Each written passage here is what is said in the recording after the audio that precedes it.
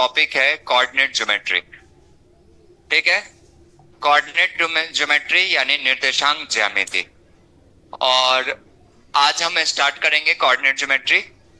देखते हैं कितना जल्दी हो सकता है इसे कंप्लीट कर लिया जाए। तो जैसे ही हमें आज जहां तक हम पढ़ पाएंगे पढ़ लेंगे, फिर जब भी मौका मिलेगा यहीं से जहां से आपका छूटेगा वहीं से हम स्टार्ट करेंगे। ठीक है, तो अच्छे से आप लोग नोट्स बनाना, समझने की कोशिश करना। टॉपिक का नाम लिखिए कोऑर्डिनेट ज्योमेट्री। पहले पढ़े नहीं, शीट ही चाहिए तुम्हें। शीट की जरूरत नहीं है बच्चा, जब लगेगा मुझे क्वेश्चन करवाना है तब हम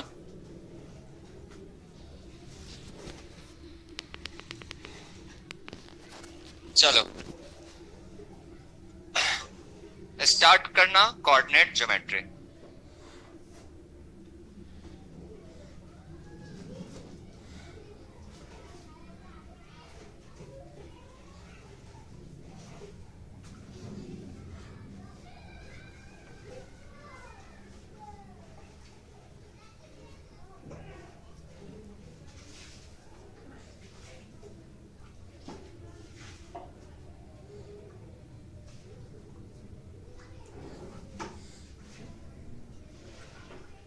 यार तुम अपना देखो ना, निर्देशांक ज्यामिति।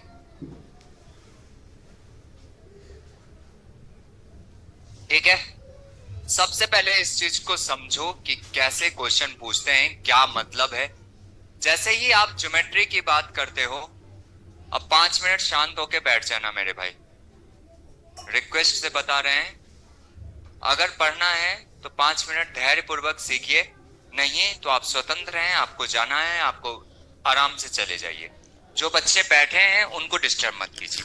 देखिएगा, कोऑर्डिनेट ज्योमेट्री की बात करते हैं तो कैसे क्वेश्चंस पूछे जाते हैं। सबसे पहले तो इस बात को समझिए कि क्या होता है coordinate geometry. Coordinate geometry maths की वो शाखा है, वो ब्रांच है जहां पे ज्योमेट्री तो पढ़ते हैं, लेकिन किसकी मदद से? अलजेब्रा की मदद से। अलजेब्रा की मदद से जो ज्योमेट्री पढ़ा जाए उसे हम क्या कहते हैं? Coordinate geometry. तो coordinate geometry is the branch of mathematics in which we deals about geometry but with the help of algebra.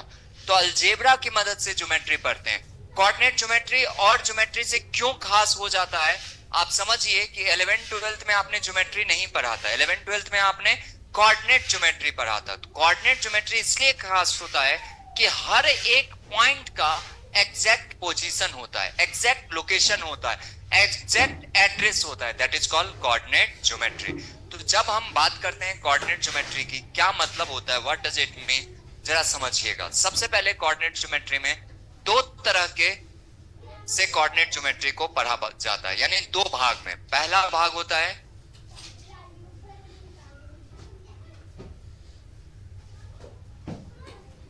Cartesian system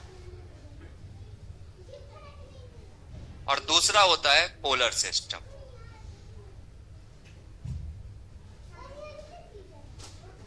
ठीक है, कार्टेशियन सिस्टम को ही हम रेक्टेंगुलर सिस्टम भी कहते हैं।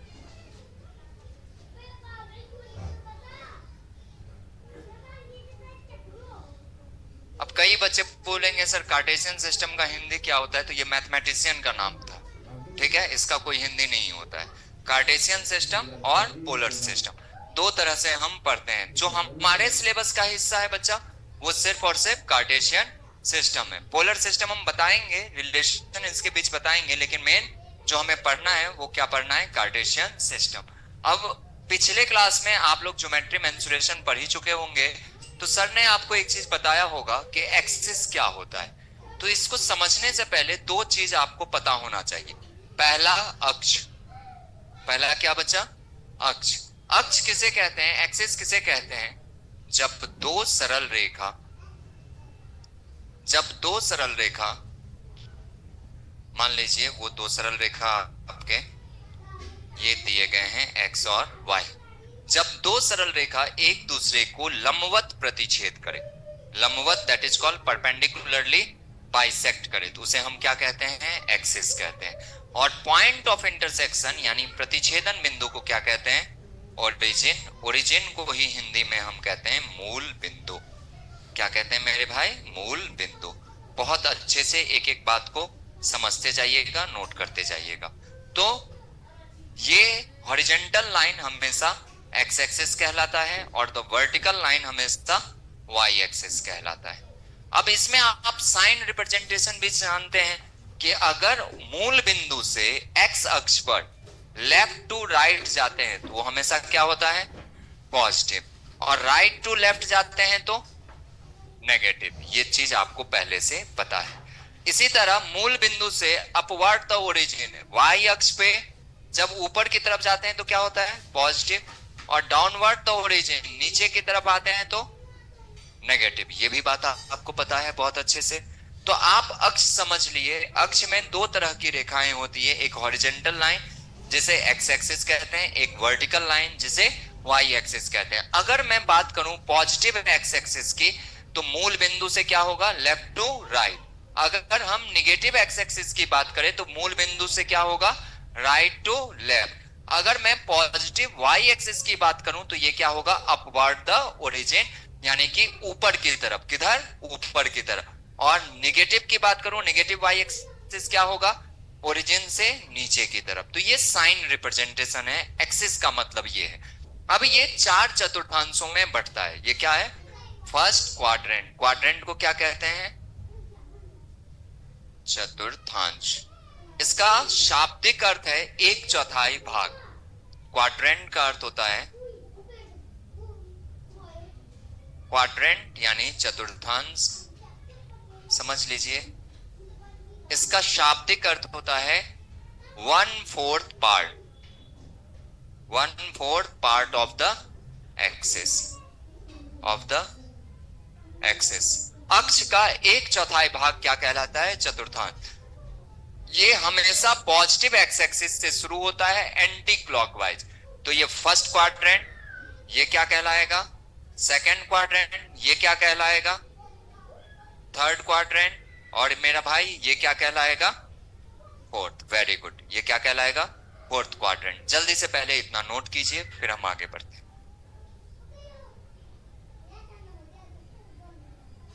इतना नोट कीजिए पहले।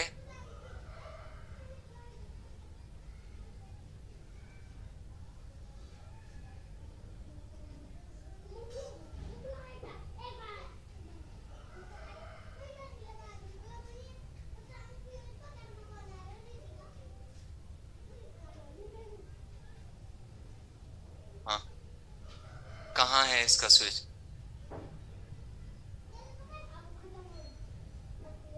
इसके पीछे।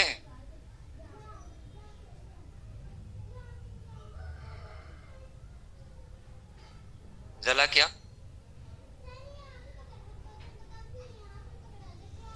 हो गया ना, कोई बात नहीं, गर्मी नहीं लगेगी। ये आपके सोच पे डिपेंड करता है। आप इधर ध्यान दीजिए, पता ही नहीं चलेगा गर्मी है कि ठंडी है।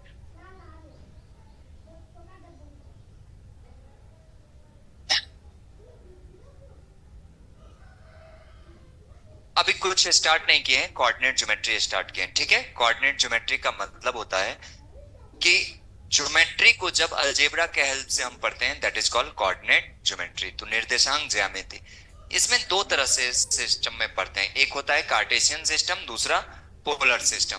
तो कार्टेशियन सिस्टम को समझने से पहले एक्सिस की बात की मैंने, अक्ष की बात की। अक्ष होता क्या है, जब कोई भी दो सरल रेखा लंबवत यानी परपेंडिकुलरली एक दूसरे को इंटरसेक्ट करता है तो उसको क्या कहते हैं, अक्ष। और उस इंटरसेक्टिंग पॉइंट को, उस प्रतिच्छेदन बिंदु को हम क्या कहते हैं, मूल बिंदु। और ऐसा क्यों होता है आगे हम बताएंगे, अभी तो आप अक्ष के बारे में समझिए।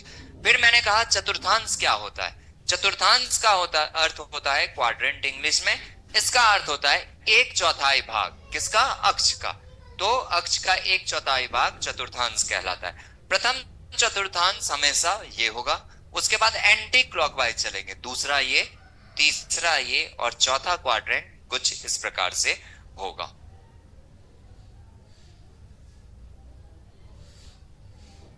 लिख लिए, वेरी गुड।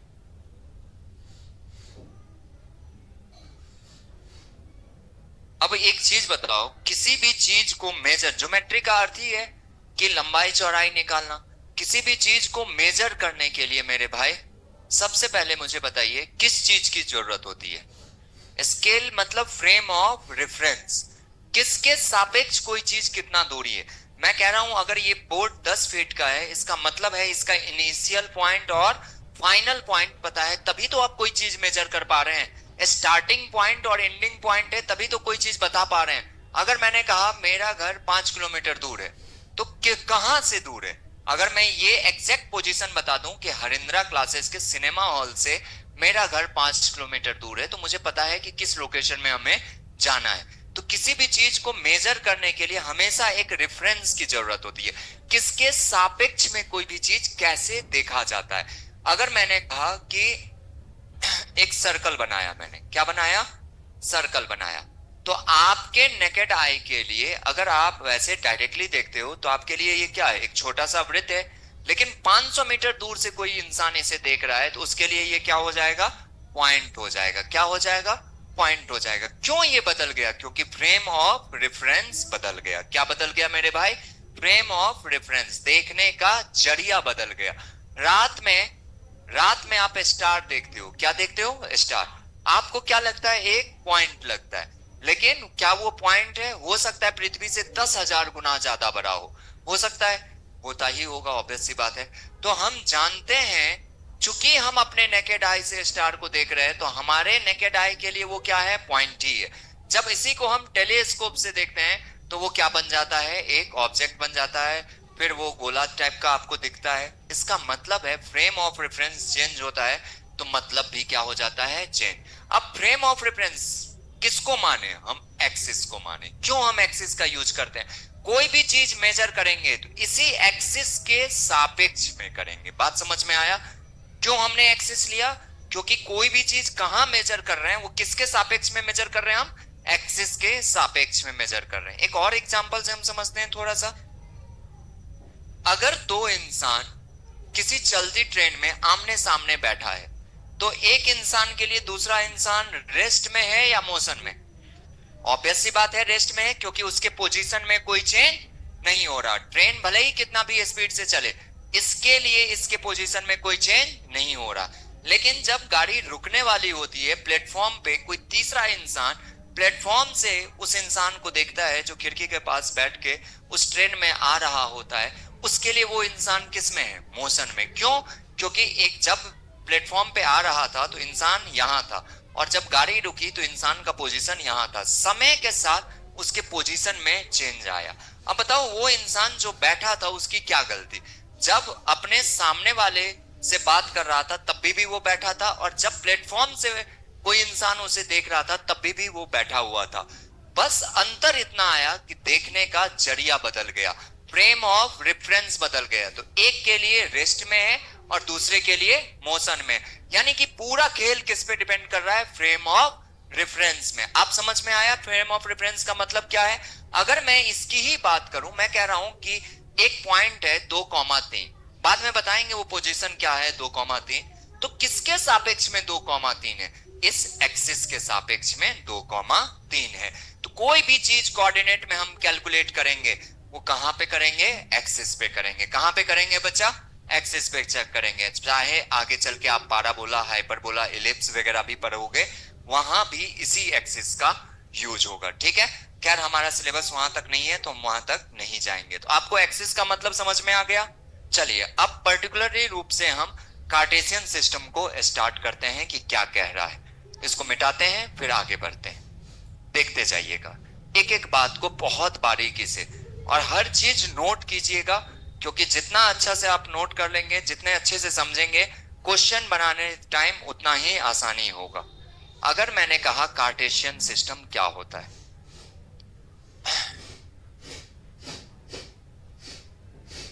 ये वाई एक्सेस, ये क्या है? वाई डैश एक्सेस, इसे आप क्या बोलोगे? एक्स एक्सेस, और ये क्या है? X dash axis. Google map use करते हो तो गूगल मैप जब भी यूज करते हो तो आपका पोजीशन यहां पे रहता है, कुछ एन और ई करके लिखा रहता है, यानी लॉन्गिट्यूड और लैटिट्यूड, समझना। और दूसरे आदमी जहां से आप उसको मेजर करते हो उसका भी क्या लिखा रहता है, लॉन्गिट्यूड और लैटिट्यूड। एक्चुअल में ये कोऑर्डिनेट ज्योमेट्री का एक भास्ट एग्जाम्पल है। बड़े पैमाने पे हम कह सकते हैं ये क्या है, कोऑर्डिनेट ज्योमेट्री का एग्जाम्पल है। कैसे कि हर एक पोजीशन का, हर एक स्थान का अपना एक लॉन्गिट्यूड और लैटिट्यूड होता है। तभी आप क्या निकालते हैं, आईपी एड्रेस निकालते हैं। क्या निकालते हैं, आईपी एड्रेस निकालते हैं। कैसे निकालते हैं, उसी लॉन्गिट्यूड लैटिट्यूड की मदद से आप कहते हैं कि कोई भी इंसान कहां है।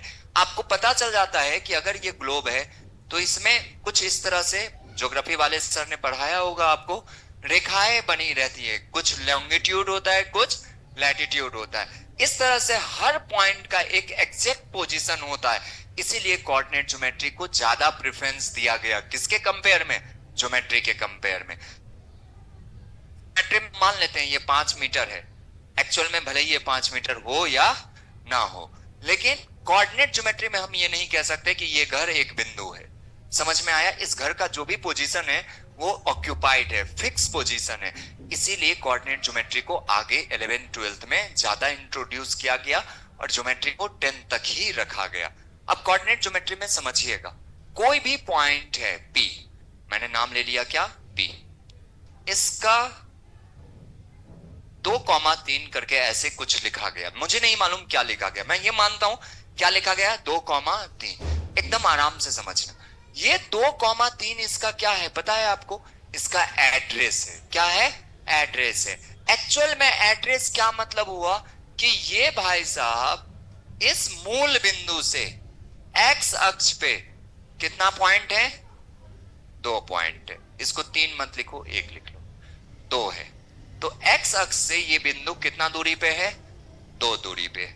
और मूल बिंदु से वाई अक्ष पे ये बिंदु कितना दूरी पे है, 1 दूरी पे है।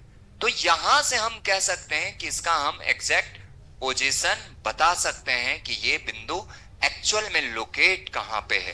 तो ये बिंदु लोकेट कहां पे है, 2,1 पे। तो हम मूल बिंदु से, किससे, मूल बिंदु से, यानी इस एक्सिस पे इस बिंदु को हम रिप्रेजेंट कर सकते हैं कि 2,1।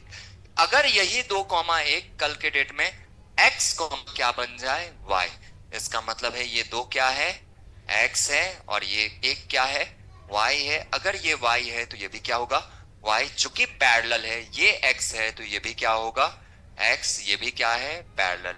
इस x को बच्चा हम इंग्लिश में कहते हैं एब्सिसा। क्या कहते हैं, स्पेलिंग थोड़ा सा देख लीजिएगा, ABSCISSA, एब्सिसा। हिंदी में इसी को हम क्या कहते हैं, भुज कहते हैं। क्या कहते हैं, और y को कहते हैं ऑर्डिनेट। क्या कहते हैं, ऑर्डिनेट। और हिंदी में क्या कहते हैं इसे, कोटि। क्या कहते हैं, कोटि।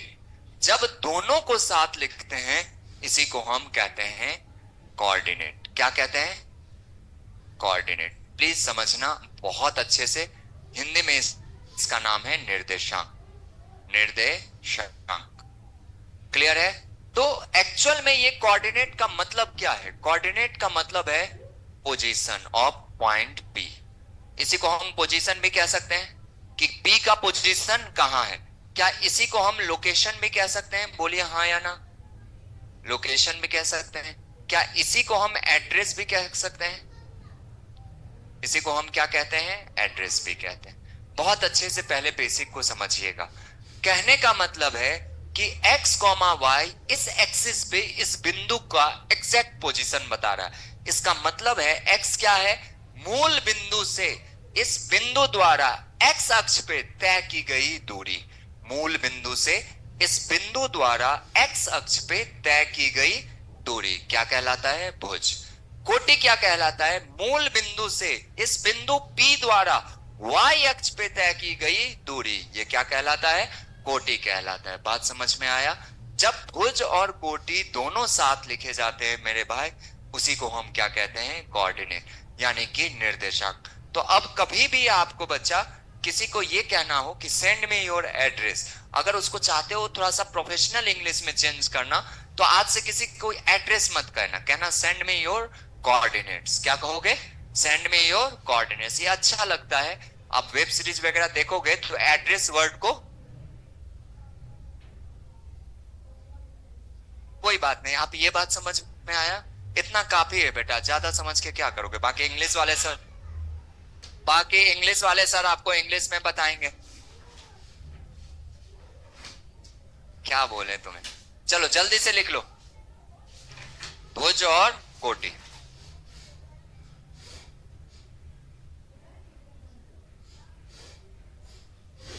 यानी कि ये कोऑर्डिनेट किसका सिनोनिम्स है, एड्रेस का। इस अक्ष के लिए P बिंदु का एड्रेस क्या है, x, y। और इसका मतलब, x का मतलब क्या है मेरे भाई, कि मूल बिंदु से x अक्ष पे P द्वारा तय की गई दूरी, और मूल बिंदु से y अक्ष पे P द्वारा तय की गई दूरी क्या कहलाता है, कोटि। बस ये मतलब है इसका।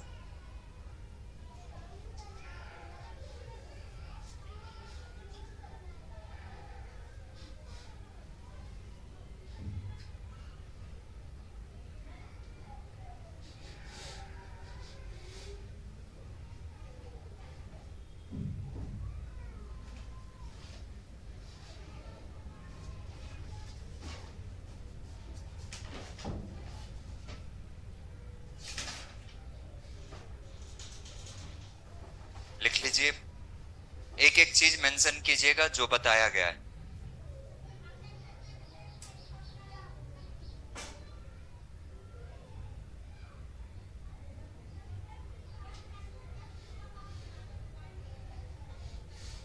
भुज का मतलब कोई पूछेगा, एब्सिसा का मतलब पूछेगा, एक्स का मतलब पूछेगा, बता दोगे। क्या बोलोगे कि मूल बिंदु से किसी बिंदु द्वारा एक्स अक्ष पे तय की गई दूरी, दैट इज कॉल्ड एब्सिसा यानी भुज। कोई पूछेगा बच्चा कोऑर्डिनेट, ऑर्डिनेट क्या है, तो मूल बिंदु से वाई अक्ष पर तय की गई दूरी क्या कहलाएगा, कोटि कहलाएगा। जब दोनों को साथ लिखते हैं तो उसका एग्जैक्ट पोजीशन मिलता है, एग्जैक्ट लोकेशन मिलता है, एग्जैक्ट एड्रेस मिलता है, दैट इज कॉल्ड कोऑर्डिनेट। उसे हम क्या कहते हैं, कोऑर्डिनेट कहते हैं। प्लीज नोट कर लीजिए।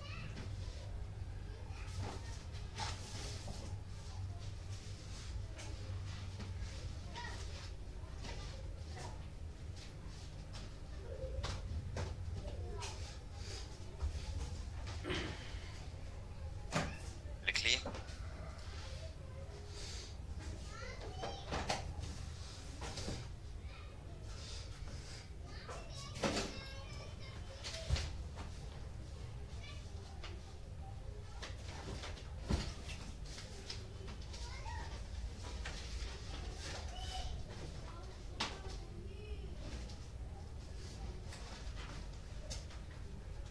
आगे बढ़े,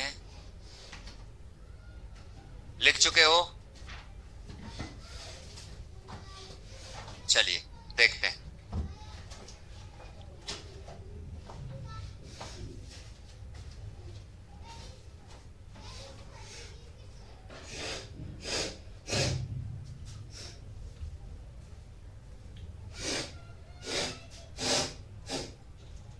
ध्यान से समझना मेरे भाई। आगे, अगर अक्ष बना हुआ है X axis, Y access,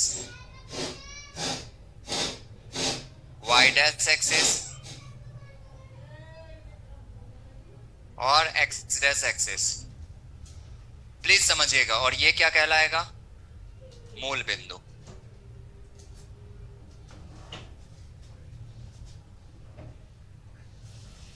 please समझना, अगर इस तरह से दिया गया है तो अगर मैं बात करूं सिर्फ फर्स्ट क्वाड्रेंट के, प्रथम चतुर्थांश के, तो प्रथम चतुर्थांश में जो भी निर्देशांक आएगा वो दोनों क्या होंगे, एक्स भी पॉजिटिव, और क्योंकि इधर आएगा तो पॉजिटिव, ऊपर जाएगा तो पॉजिटिव। लेकिन अगर मैं बात करूं सेकंड क्वाड्रेंट की, द्वितीय चतुर्थांश में, तो मुझे बताइए अब की बार एक्स किधर आ जाएगा, राइट टू लेफ्ट, यानी माइनस, और y तो अभी भी ऊपर की तरफ है, तो क्या आएगा, नेगेटिव और पॉजिटिव। अगर मैं बात करूं थर्ड क्वाड्रेंट में, तो x भी नेगेटिव और y भी, यानी कि माइनस कॉमा माइनस। अगर मैं बात करूं फोर्थ क्वाड्रेंट में अगर कोई है तो एक्स तो पॉजिटिव, वाई क्या होगा नीचे की तरफ तो नेगेटिव, तो क्या आएगा पॉजिटिव कॉमा नेगेटिव। तो ये कौन सा क्वाड्रेंट है आपका, थर्ड क्वाड्रेंट। ये कौन सा क्वाड्रेंट है आपका, फोर्थ क्वाड्रेंट। हमेशा याद रखिएगा फर्स्ट क्वाड्रेंट में एब्सिसा भी पॉजिटिव, ऑर्डिनेट भी पॉजिटिव। सेकंड क्वाड्रेंट में abscissa negative, ordinate positive. Third quadrant में भुज भी नेगेटिव, कोटि भी नेगेटिव। और फोर्थ क्वाड्रेंट में भुज पॉजिटिव लेकिन कोटि क्या आ जाएगा नेगेटिव, क्योंकि वो नीचे की तरफ आ रहा है। क्या ये बात समझ में आया मेरे भाई, क्लियर है। और इससे डायरेक्ट क्वेश्चन पूछता है, सीएचएसएल में भी पूछा था एक बार कि 2 कॉमा -3 किस चतुर्थांश में है, in which quadrant 2 comma -3 is located. तो आप डायरेक्ट कह सकते हैं बच्चा किस क्वाड्रेंट में है, फोर्थ। क्यों, क्योंकि x पॉजिटिव है और y नेगेटिव है, और ये किस चतुर्थांश में जाता है, फोर्थ क्वाड्रेंट में। किस क्वाड्रेंट में जाता है, फोर्थ क्वाड्रेंट में। क्या ये बात समझ में आया, जल्दी से लिख लो, जल्दी से इसको फिर से मूल बिंदु बना के लिख लो, बहुत इंपॉर्टेंट।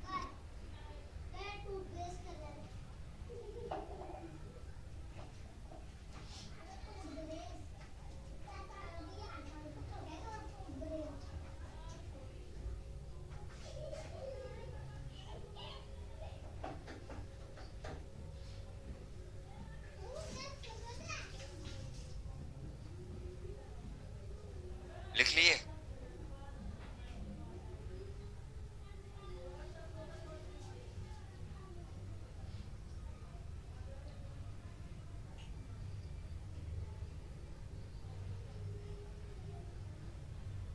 पढ़ा दिए थे क्या,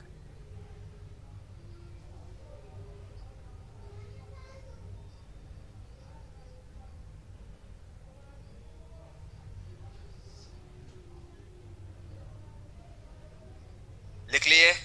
एक एग्जाम्पल भी लिख लीजिएगा साथ में, एक एग्जाम्पल भी लिख लीजिएगा कि कोई बिंदु दिया रहे तो हम कैसे पता करेंगे कि किस चतुर्थांश में ये दिया गया है, किस चतुर्थांश में ये लोकेट कर रहा है। तो हमने देखा 2 कॉमा -3 यानी कि भुज क्या है पॉजिटिव और कोटि क्या है नेगेटिव, किस चतुर्थांश में आएगा, फोर्थ क्वाड्रेंट में आएगा। समझ में आई बात। चलिए अगला पॉइंट देखिएगा बच्चा, नेक्स्ट पॉइंट देखिएगा।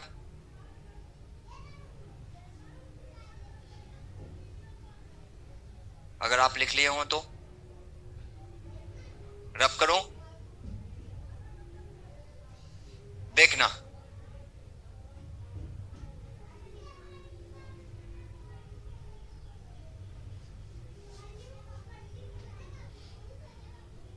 समझो बहुत अच्छे से, किसी भी बिंदु का मूल बिंदु से दूरी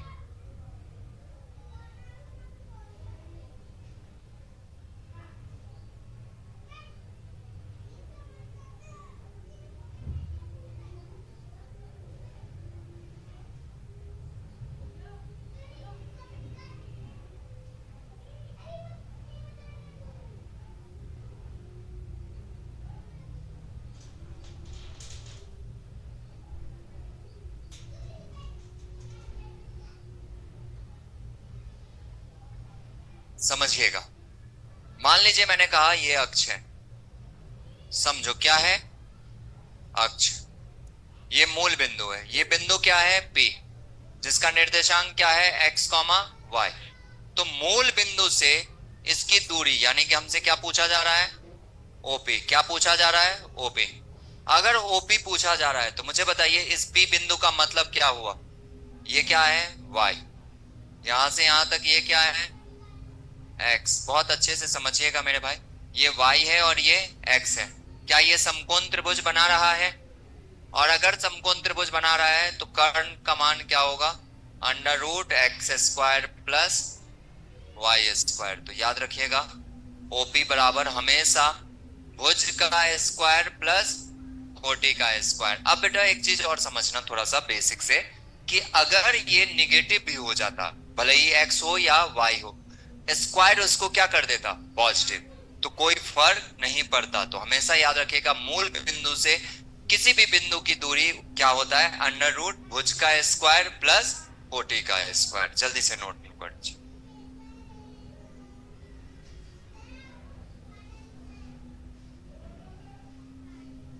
अगर मैंने ये लिख दिया एग्जाम्पल के रूप में,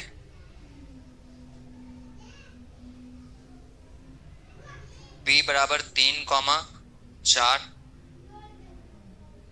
ओ क्या है, मूल बिंदु,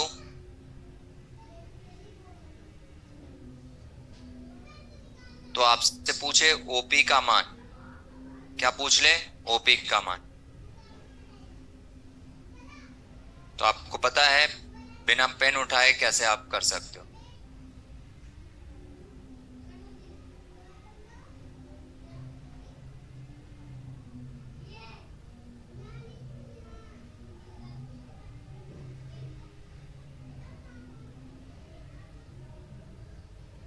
देखिए ये बिंदु क्या है, ओपी, तो हमें पता है ये क्या है, 4, जिसको आप y बोलेंगे, ये क्या है 3, जिसको आप क्या बोलेंगे x।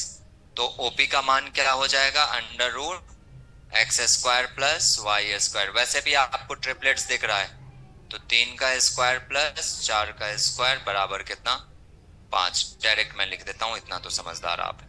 तो क्या आएगा, 5 यूनिट। कितना यूनिट डिस्टेंस होगा, 5 यूनिट डिस्टेंस होगा। एग्जाम्पल के रूप में लिखिएगा।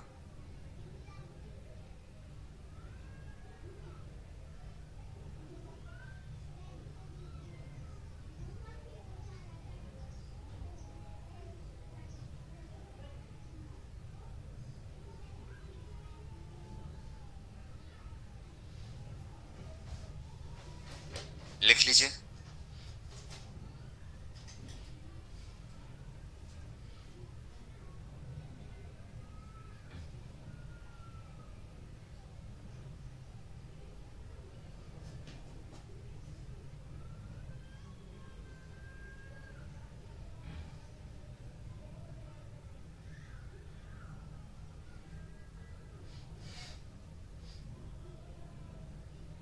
किसी भी बिंदु P x y का मूल बिंदु से दूरी हमेशा क्या होता है, under root X square plus Y square.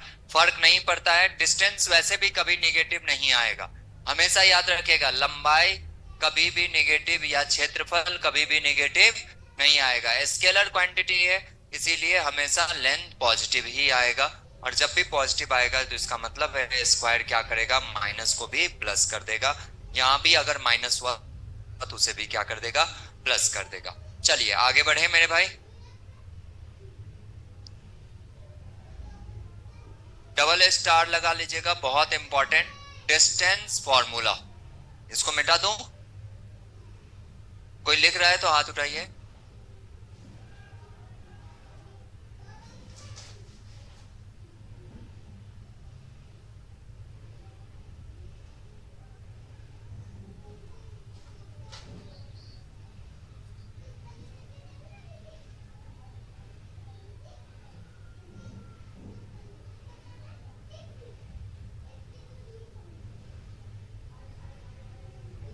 चलो अब तो लिख लिए होगे।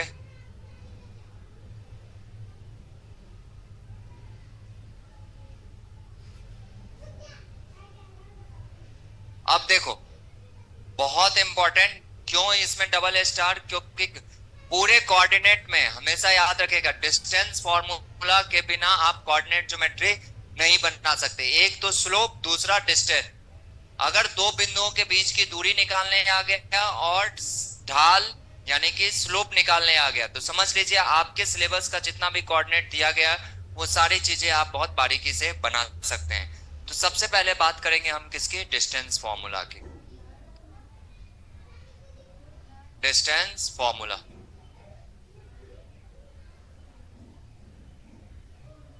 क्या होता है, डिस्टेंस फॉर्मूला जरा समझिए।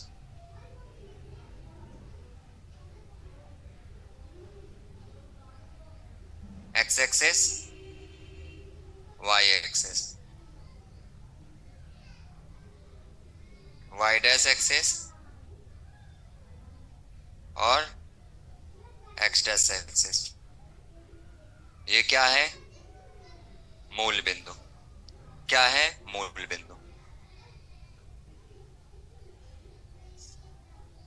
प्लीज सीखना मेरे भाई, जैसे मैं बता रहा हूं। मान लो मैंने दो बिंदु लिया, ए, और एक बिंदु लिया बी। ये ए है और ये बी है। तो दो बिंदुओं के बीच की दूरी यानी ए बी का लेंथ हमसे पूछा जा रहा है, डी पूछा जा रहा है कि कितना लेंथ होगा। अब जरा गौर से सोचिए, ए का कोई ना कोई कोऑर्डिनेट होगा, तो मान लेते हैं इसका नाम है x1 कॉमा y1। बी का भी कोई ना कोई कोऑर्डिनेट होगा, x2 कॉमा y2। और आप तो पहले ही ये बात जानते हैं मेरा मेरे भाई कि अगर ये x1 लिखा तो इसका मतलब क्या है, यहां से यहां की दूरी क्या होगा? y1। यहां से यहां की दूरी क्या होगा? x1। बहुत अच्छे। अगर ये x2 y2 है तो मुझे बताइए ये पूरा डिस्टेंस कितना है? y2। और यहां से इसकी पूरी डिस्टेंस कितनी है? x2। क्या ये बात समझ पाए? तो अगर मैं यहां से एक पैरेलल लाइन ड्रॉ करूं, मान लेते हैं ये पॉइंट क्या है? M। एक पैरेलल लाइन ड्रॉ करूं तो अगर ये y1 है तो ये भी क्या होगा? y1 होगा। कोई दिक्कत नहीं है। तो ये जो बचा पोर्शन है वो क्या होगा? y2 minus y1। अगर टोटल x2 था, ये x1 है, तो ये पोर्शन जो बीच में बचा वो क्या हुआ? x2 minus. अगर ये x2 माइनस x1 है तो ये भी चूंकि पैरेलल है, ये भी क्या आएगा? x2 minus x1। तो आपके पास एक राइट एंगल ट्रायंगल बनता हुआ दिख रहा होगा जिसका नाम है ए बी एम। क्या नाम है? ए बी और एम। जहां पे आप पाइथागोरस थ्योरम का प्रयोग करेंगे। ये क्या है? x2 माइनस, और ये क्या है? y2 minus y1। तो पाइथागोरस थ्योरम से कर्ण बराबर क्या आता है? अंडर रूट लंब का स्क्वायर प्लस आधार का स्क्वायर, या फिर आधार का स्क्वायर प्लस लंब का स्क्वायर। मुझे बताइए ए बी क्या है? डिस्टेंस है। तो इसी को आप क्या बोलेंगे? डिस्टेंस। क्या लिखोगे? Under root x2 minus x1 का whole square plus y2 minus y1 का होल स्क्वायर। इसी को हम क्या कहते हैं? Distance formula. अब मेरी बात एक चीज और गौर से समझना, बहुत बारीकी से समझना इस बात को। कोई फर्क नहीं पड़ता है कि x2 माइनस x1 ही करना है। आप x1 माइनस x2 भी कर लीजिए और इधर भी y1 माइनस y2 कर लीजिए। अगर इधर 2 से स्टार्ट कर रहे हो, इधर भी 2 से स्टार्ट करोगे। अगर 1 से स्टार्ट कर रहे हो तो 1 से स्टार्ट करोगे। चूंकि जो भी वैल्यू आएगा वो निगेटिव आ जाएगा। मान लो उल्टा साइड से किए तो क्या आएगा? निगेटिव। स्क्वायर उसको क्या कर देगा? पॉजिटिव।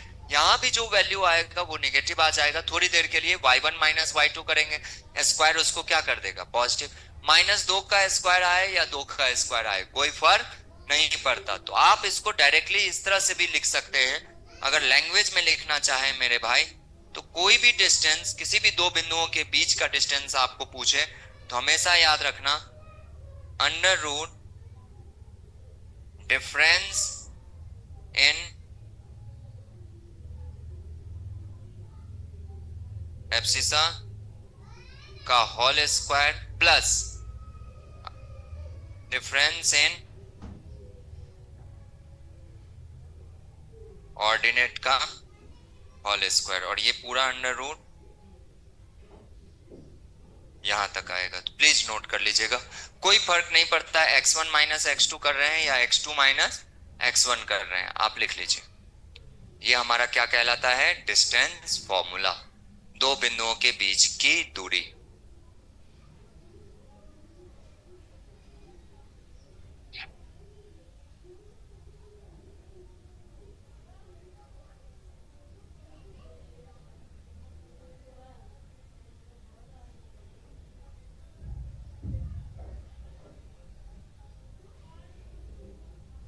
समझ के लिखिएगा। मूल बिंदु से किसी बिंदु की दूरी x अक्ष पे तय की गई जाती है तो उसको क्या कहते हैं? भुज। अगर ये x2 है तो मतलब B बिंदु मूल बिंदु से x2 दूरी पे है। ये x1 है तो A बिंदु मूल बिंदु से x1 दूरी पे। ये y1 है तो ये y1 दूरी पे है और ये y2 है b, तो मूल बिंदु से y अक्ष पे y2 दूरी पे है। पूरा x2 ये x1, तो बचा क्या, x2 माइनस x1। पूरा y2 ये y1, तो बचा क्या, y2 माइनस y1। और एक समकोण त्रिभुज बन रहा था जहां पे हमने पाइथागोरस थ्योरम का प्रयोग किया, वहां से हमने फॉर्मूला निकाला, डिफरेंस इन एब्सिसा का whole square plus difference in ordinate का होल स्क्वायर और दोनों का अंडर रूट।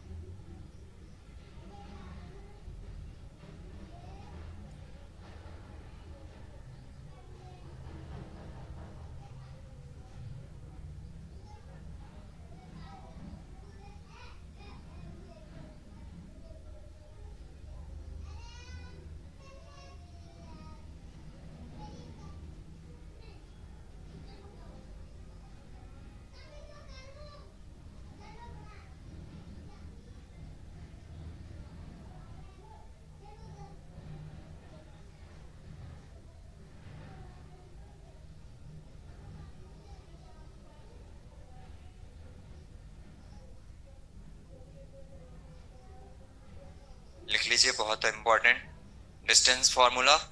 भुज और कोटि जो भी रहे, तो भुज के अंतर का स्क्वायर प्लस कोटि के अंतर का स्क्वायर और पूरे का अंडर रूट, पूरे का क्या, अंडर रूट।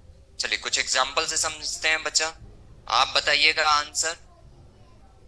मैं लिख देता हूं, अगर एक रेखा दिया गया है ए बी, ये कहा गया 3,5, बी के बारे में कहा गया 7,13, तो आप मुझे बताइए ए बी का लंबाई कितना यूनिट है, ए बी का लंबाई कितना यूनिट है। पहले तो लिख लीजिए मेरा बच्चा, फर्स्ट ऑफ ऑल पहले लिख लीजिए, उसके बाद क्वेश्चन बनाइएगा। फॉर्मूला रटने से अच्छा है फॉर्मूला को समझिए, जो भी आए बेटा पहले लिख लीजिए।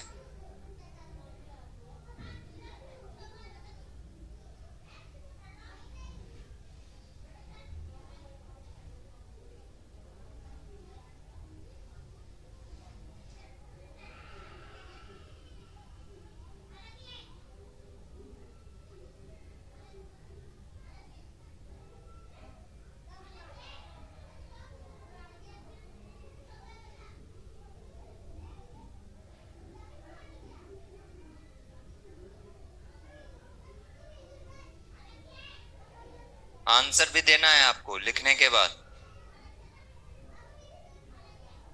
ठीक है ना, बना के दिखाइएगा, जितना प्रैक्टिस करेंगे उतना बेहतर है।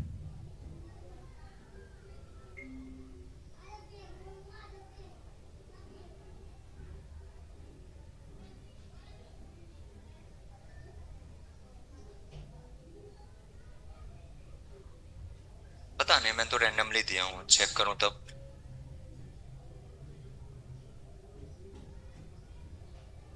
देख लेते हैं बेटा, अब लिख चुके होंगे क्या, वेरी गुड।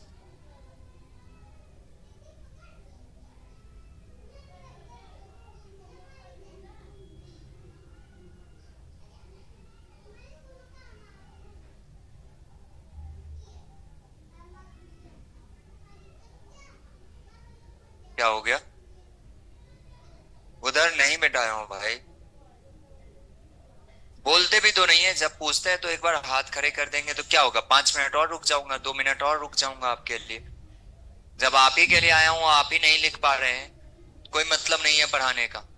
और कॉन्सेप्ट है, आप क्वेश्चन एक बार नहीं भी करेंगे तो आपको बुक में क्वेश्चन मिल जाएंगे, लेकिन कॉन्सेप्ट के लिए ही आप क्लास आते हो। हमेशा नंबर ऑफ क्वेश्चन से ज्यादा कॉन्सेप्ट को समझने पे ध्यान दीजिए। अगर कॉन्सेप्ट क्लियर है तो कोई भी क्वेश्चन बड़े आसानी से आप बना लेंगे। चलिए इसी प्रश्न को मैं करता हूं कि x1 कॉमा y1, जो आपका ए दिया था वो एक्चुअल में कितना था, 3,5, और दूसरा लाइन क्या था एक्स बी का, x2 comma y2, x2 comma कितना y2, ये कितना था 7,13। अब इसका डिस्टेंस पूछा जा रहा है, ए बी पूछा जा रहा है, हम जानते हैं under root x2 minus x1, आप x1 माइनस x2 भी कर दो, कोई गलत नहीं है, वहां से भी वही आंसर आएगा। और इधर y2 माइनस y1 का होल स्क्वायर। अब देखिए x2 के जगह पे क्या लिखेंगे, 7, x1 के जगह पे 3 का होल स्क्वायर, y2 के जगह पे 13, y1 के जगह पे 5 का होल स्क्वायर। बताइए कितना आ जाएगा, 4 का होल स्क्वायर, और ये कितना, 8 5 13, 8 का स्क्वायर। तो मुझे 16 और 64 कितना आएगा, 80। तो क्या लिख सकते हैं, 16 पंजे 80। लेकिन हमेशा याद रखिएगा लेंथ यूनिट में लिखिएगा, हमेशा लेंथ किस में लिखेंगे, यूनिट में लिखेंगे। प्लीज नोट कर लीजिए, जिन बच्चों से नहीं हुआ या जो नहीं किए लिख लीजिए।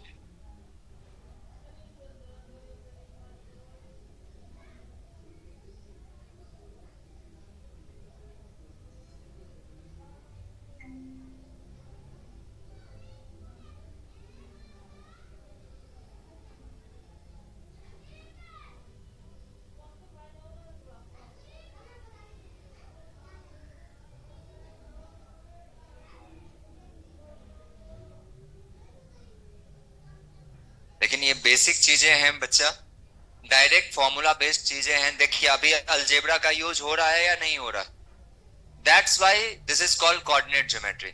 इसीलिए इसको क्या कहते हैं, निर्देशांक ज्यामिति। क्योंकि अलजेब्रा की मदद से हम क्या पढ़ते हैं, ज्यामिति को पढ़ते हैं। समझ में आई बात।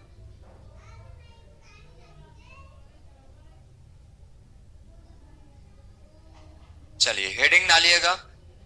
क्वेश्चन जब करेंगे इसमें बहुत सारे क्वेश्चन बनते हैं। आप जैसे त्रिभुज के तीनों शीर्ष दे दिए, आपसे पूछेगा किस प्रकार का त्रिभुज है, तो वहां पे हमें क्या करना होता है, त्रिभुज को कैसे बांटते हैं। जब तीनों भुजा पता होता है, अगर तीनों भुजा आपस में बराबर है तो क्या बोलेंगे, समबाहु त्रिभुज।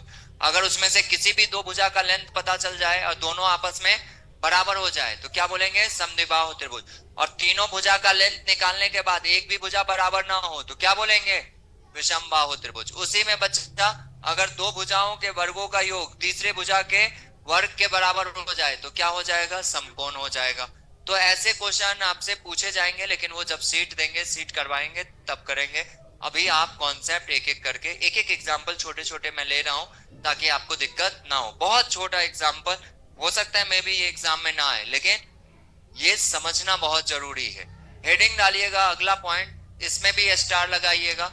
इस बार भी क्वेश्चन आया था, area of triangle, area of triangle, त्रिभुज का क्षेत्रफल with the help of coordinate. किसकी मदद से, निर्देशांक ज्यामिति की मदद से। अगर त्रिभुज का क्षेत्रफल पूछा जाता है तो क्या होता है, थोड़ा सा समझने की कोशिश कीजिएगा। क्या रब कर दूं इसे अब, ये तो खुद ही आपको करना चाहिए, कर ही लिए होगे क्या ही।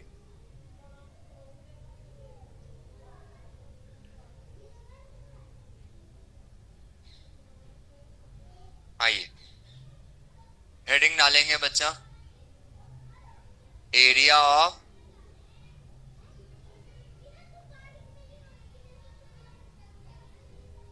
एरिया ऑफ ट्रायंगल मतलब त्रिभुज का क्षेत्रफल। अब त्रिभुज का क्षेत्रफल पहले हमको लंबाई चौड़ाई, सॉरी लंबाई और आधार और ऊंचाई दिया रहता था तब निकाल लेते थे, या तीनों भुजा दिया रहता था तब निकाल लेते थे, या दो भुजा उसके बीच का कोण दिया रहता था तब भी निकाल लेते। याद है ना, 1/2 बी इंटू सी इंटू साइन थीटा।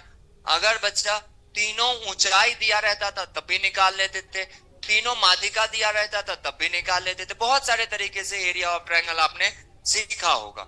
लेकिन अब तीनों शीर्ष का पोजीशन दे दे, उसका लोकेशन दे दे, उसका एड्रेस दे दे, यानी कि उसका कोऑर्डिनेट दे दे, x1 comma y1, x2 comma y2 और बच्चा x3 कॉमा y3। ये दे दिया जाए तीनों त्रिभुज के शीर्ष ए बी तथा सी का, तो त्रिभुज का क्षेत्रफल हम कैसे निकालते हैं। ईमानदारी से बताइए कितने बच्चों को पहले से पता है।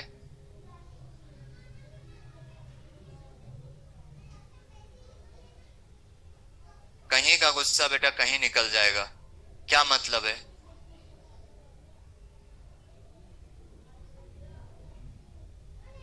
प्लीज एक बार, सॉरी, एक बार बताइए कि क्या पूछा गया था, कितने बच्चों को area of triangle coordinate geometry से याद है?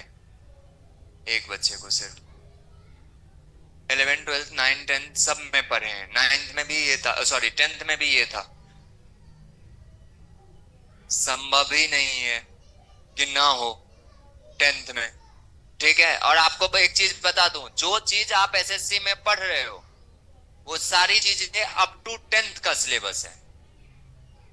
अगर 11 12 का होता तो इसमें फंक्शन रिलेशन वगैरह सब इंट्रोड्यूस होते, कोऑर्डिनेट में पाराबोला हाइपरबोला एलिप्स ये सारे इंट्रोड्यूस होते। ऐसा है बिल्कुल नहीं है। तो डिफरेंशिएशन इंटीग्रेशन सब यूज होता, कुछ भी नहीं है। तो जो भी सिलेबस का हिस्सा है, इसका मतलब है 10वीं में कहीं ना कहीं ब्रीफली हमको बताया गया है। ठीक है, सरकारी नौकरी है, उसको भी पता है सरकार अपने सिस्टम के अकॉर्डिंग ही चीजों को लेता है। चलिए कोई बात नहीं, आता है तो अच्छी बात है। एक 11 12 में मैथ कितने बच्चों का था?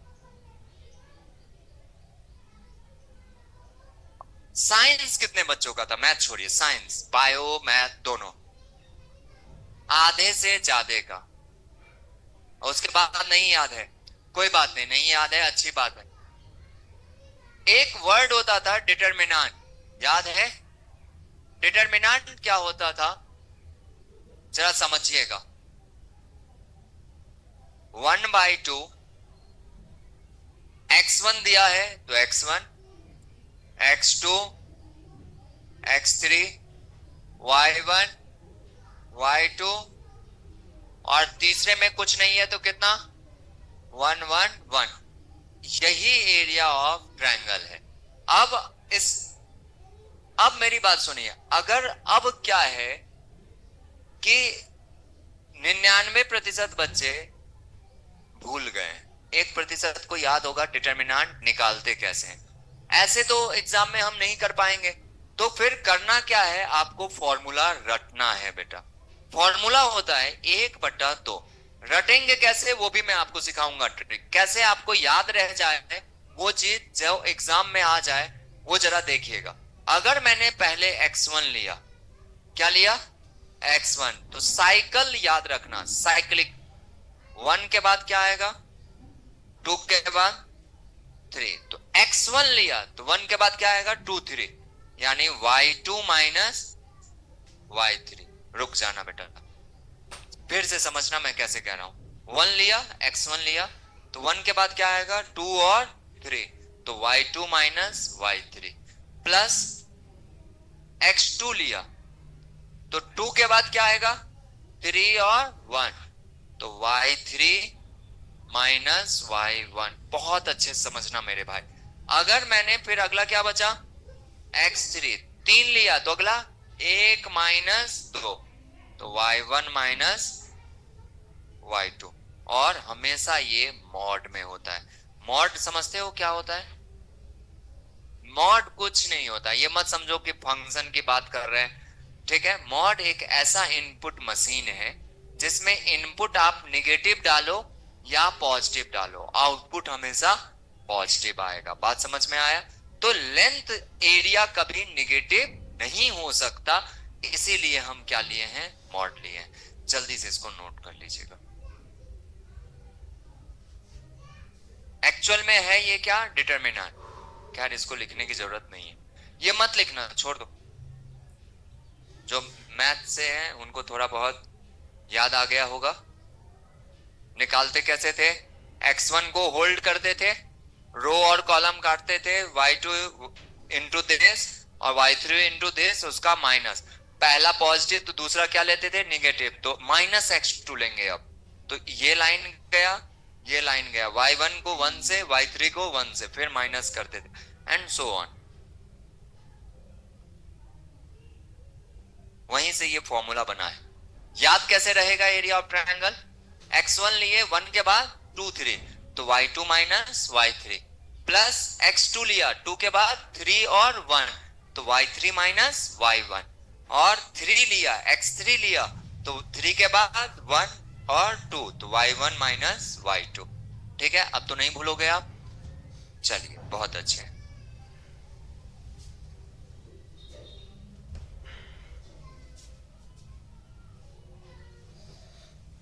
एकदम आराम आराम से समझो, कोई दिक्कत नहीं है। एक दिन के बदले 2 दिन की क्लास हो जाएगी, फिर कभी टाइम मिलेगा कर लेंगे। लेकिन जो भी पढ़ रहे हैं एकदम अच्छे से समझिएगा।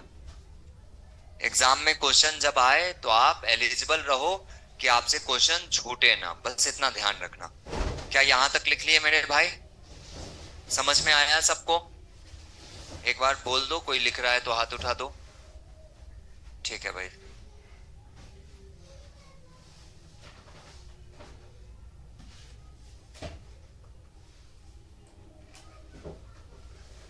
बेंच वेंच की व्यवस्था तो हो ही गई है, गद्दा वद्दा भी लगवा ही लेते हैं, है ना? बढ़िया है तुम दोनों का, इतने सारे जगह खाली है। कोई बात नहीं, कोई बात नहीं, पढ़ो पढ़ो। किसी बहाने पढ़ तो रहे हो। देखो, दो तरह की चीजें होती है। एक तो जगह नहीं होता है तो हम एडजस्ट कर लेते हैं, तब की बात अलग है। जब जगह है तो आराम से पढ़ लें।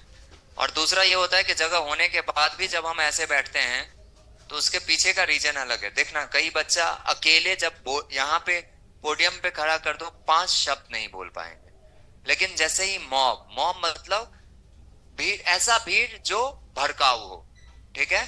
तो जब मॉब आता है बेटा, तो मॉब में वो छिप जाते हैं, तब उनका फ्रस्ट्रेशन बाहर निकलता है। कई बच्चे को देखना कि पब्लिकली अगर डांस करना होगा, नहीं नहीं हम नहीं करेंगे, हम नहीं करेंगे, अंदर से बहुत वो होता है। लेकिन जैसे ही विसर्जन डांस आता है, क्योंकि वहां पे चेहरा तो देखना नहीं है, पूरा कलर बंधा रहता है, वो क्या कहते हो, गुलाल वगैरह लगा रहता है, उसके बाद उनका डांस देखना। उनको पता है कि भीड़ में कोई मुझे रिकॉग्नाइज नहीं करेगा। अगर उसके बाद भी कोई बच्चा ऐसी हरकत करता है तो एक बीमारी होती है, साइकोलॉजिकल बीमारी। मैं मजाक नहीं कर रहा हूं, तुम मुझे मजाक में ले रहे हो, ये बात तुम फील करना। एक साइकोलॉजिकल बीमारी होती है जिसका नाम है अटेंशन सीकर, मतलब अटेंशन पाने की एक बीमारी है। कई बार देखना, घर में भी, आपके घर में, हमारे घर में, सब जगह ऐसा होता है। मैं भी, आप हम में से कोई एक बच्चा ऐसा हो, एक नहीं कई बच्चे होंगे, खैर मैक्सिमम बच्चे, जिसको लगता है कि कभी भी बात में, सर सर मेरी सुनो मेरी सुनो, या घर में ही होते हैं तो अरे पापा मेरी बात सुनिए, कभी कोई बात हो तो उसको लगता है सब उसी को देखे। तो हरकतें तो अच्छी है नहीं, कोई काम क्या, आंसर दे दिया जल्दी से, कोई ऐसी बात हो गई कि मैं बोलूं हाँ हाँ वो बच्चा है, रिकॉग्नाइज कर पाऊं, तो फिर वो क्या करते हैं, गलत तरीके का प्रयोग करते हैं। कई बार आप देखते हैं कंट्रोवर्सी जो होता है गलत कमेंट करने के कारण होता है। क्यों? अच्छा चीज करने में बहुत टाइम लग जाता है, अच्छा पॉडकास्ट को हाईलाइट होने में बहुत टाइम लगता है, लेकिन इंडिया गॉट टैलेंट को ज्यादा टाइम नहीं लगता। तो वो जो बीमारी है उसे हम कहते हैं अटेंशन सीकर।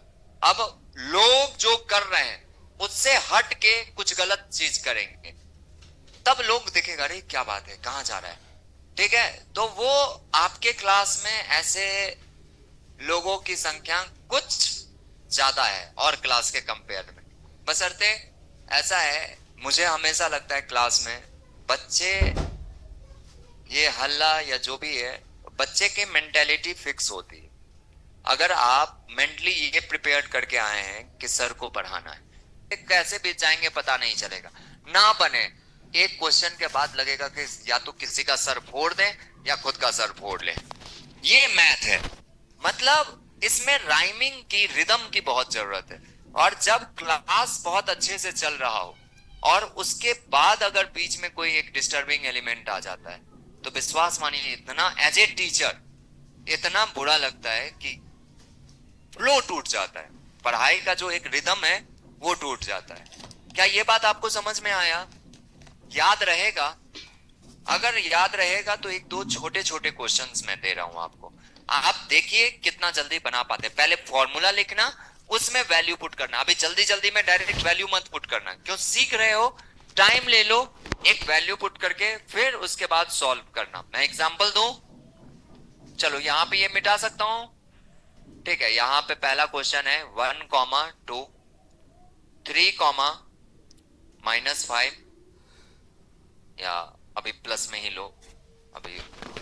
फिर मैंने कहा 4,3, ये दिया गया है। पूछ रहा है बच्चा आपसे एरिया। क्या पूछ रहा है? एरिया। प्लीज बताइए कैसे निकालेंगे?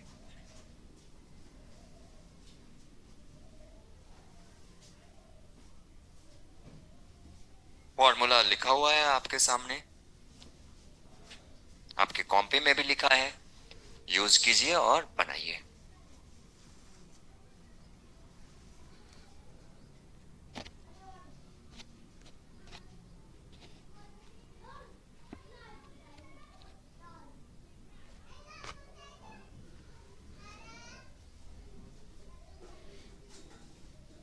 एक बार फॉर्मूला लिख लीजिएगा, उसके बाद वैल्यू पुट कीजिएगा, है ना, इसी बहाने फॉर्मूला भी याद हो जाएगा आपको।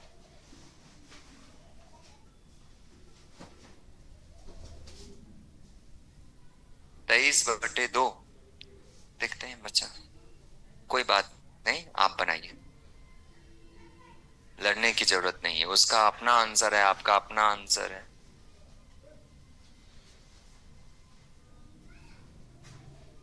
आगे बेटा कितना, 7/2। मैक्सिमम बच्चों का यही आंसर आ रहा है, इसका मतलब आपका सही है बेटा, कोई दिक्कत नहीं है। जो नहीं कर रहे हैं बेटा कीजिए, कोई बात नहीं, 2 मिनट और समय लगेगा, दो क्वेश्चन कम करेंगे, लेकिन पहला क्वेश्चन है कीजिए, ये क्वेश्चन डायरेक्टली एग्जाम में आता है, विश्वास मानिए। चलिए मैं आपकी मदद करता हूं, फॉर्मूला लिखा ही हुआ है, वैल्यू पुट कीजिए। x1 के जगह पे कौन है, 1। आप, जरूरी नहीं है कि यही x1 है, आप इसको भी x1 मान सकते हैं, इसको x2 मान लीजिए, इसको x3 मान लीजिए, कोई फर्क नहीं पड़ता है। इसको क्या बोलेंगे, x2 कॉमा y2, इसको क्या बोलेंगे आप, x3 कॉमा y3। अब वैल्यू पुट कीजिए, तो x1 के जगह पे मेरे भाई 1, फिर y2 के जगह पे, y3 के जगह पे 3, प्लस x2 के जगह पे 3, फिर y3 के जगह पे 3, और y1 के जगह पे 2, फिर x3 के जगह पे, y1 के जगह पे, और y2 की जगह पे -5।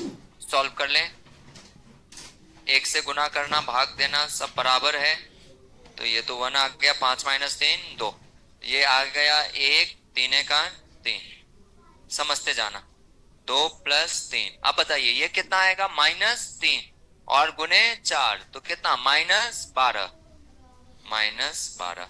सॉल्व करेंगे, बाहर कितना, 1/2, 3 2 5, 5 - 12। अब आप जानते हैं कि मॉड से हमेशा पॉजिटिव वैल्यू निकलता है, तो बताइए मुझे क्या होगा, 1/2 गुने -mod 7, दैट इज 7/2। डायरेक्ट क्या लिख लें, 7/2। यूनिट या स्क्वायर यूनिट, स्क्वायर यूनिट हमेशा याद रखिए। एरिया है ना, पावर 2, क्यूब अगर वॉल्यूम पूछता, पावर 3, तो स्क्वायर यूनिट क्या होगा, 7/2 स्क्वायर यूनिट। क्लियर है मेरे भाई, जल्दी से नोट कर लो, जल्दी से नोट कर लो।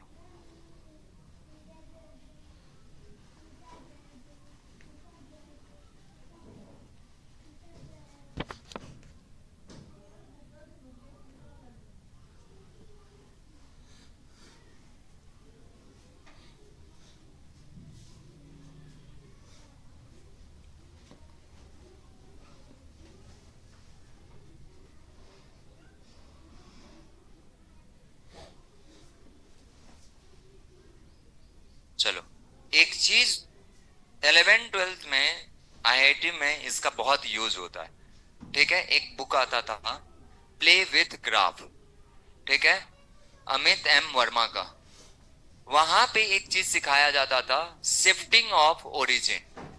इसका मतलब पहले समझिए, शिफ्टिंग ऑफ ओरिजिन का क्या मतलब है।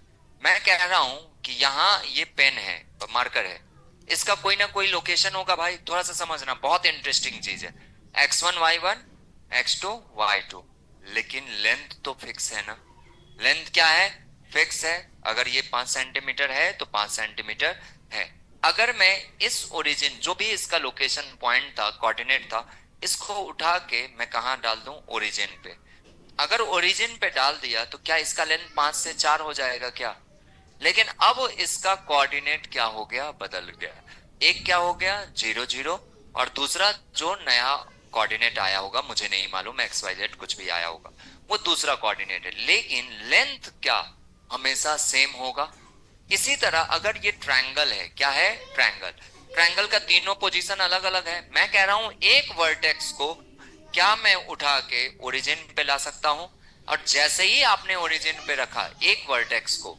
वैसे ही आपका काम क्या हो जाएगा, आसान। और जैसे ही आपने ओरिजिन पे रखा, लेकिन एरिया में क्या कोई चेंजिंग आएगा क्या? अगर यहां से 7/2 है मेरा भाई, तो वहां से भी क्या होगा, 7/2। अब ये आपके सिलेबस का हिस्सा नहीं है, ठीक है। अब चूंकि मैं 11 12 में थोड़ा सा मेरा इंटरेस्ट ज्यादा रहता है, तो उसका यूज मैं कर रहा हूं। अगर आपको सही ना लगे तो आप इसी फॉर्मूले से करना, अगर आपको सही लगे तो फिर इसके बाद इसका फॉर्मूले का यूज मत करना। मैं दूसरे तरीके से एरिया ऑफ ट्रायंगल आपको बताने की कोशिश कर रहा हूं। आप ध्यान से बस 5 मिनट समझ लेना, आपको खुद समझ में आ जाएगा करना क्या है। एक बार ट्रायंगल फिर से बना लीजिए मेरे भाई, क्या कर लीजिए, ट्रायंगल बना लीजिए। वे टू, क्या क्या दिया गया है, 1,2, क्या दिया गया, 3,5, ये क्या दिया गया भाई, 4,3। अच्छे से समझिएगा क्या कह रहा है आपसे। अगर मैंने कहा किसी एक को मूल बिंदु बना लीजिए, आपकी मर्जी, आप किसी को भी बनाओ, लेकिन फायदा किस में, जो छोटा नंबर है उसको जीरो करने में। तो मैंने क्या किया, इसे क्या किया, 0,0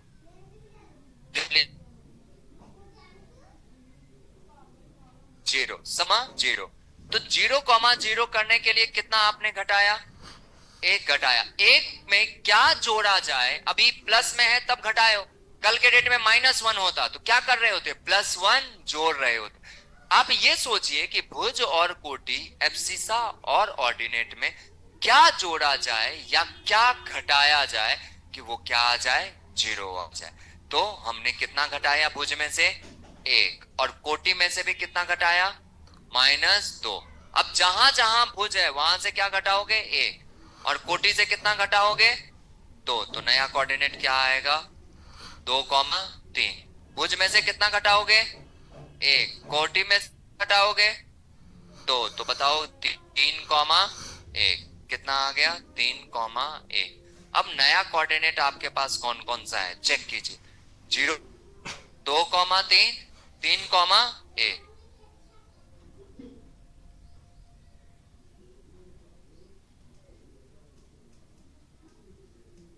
प्लीज ये समझ लीजिए, ये तो आपको मिल जाएंगे बुक में, वो चीज आपके बुक में नहीं मिलेंगे, ठीक है। थोड़ा सा मिनट मैंने आपसे मांगा था कि बोर्ड पे ध्यान दे दीजिए। अब मुझे बताइए एक कोऑर्डिनेट क्या हो गया, 0 0। जो 0 0 हुआ वो भूल जाइए, उसके बाद लिखिए क्या था, 2,3, तो 2,3, और इधर क्या है, 3,1, 3,1, बस इतना लिख लेना।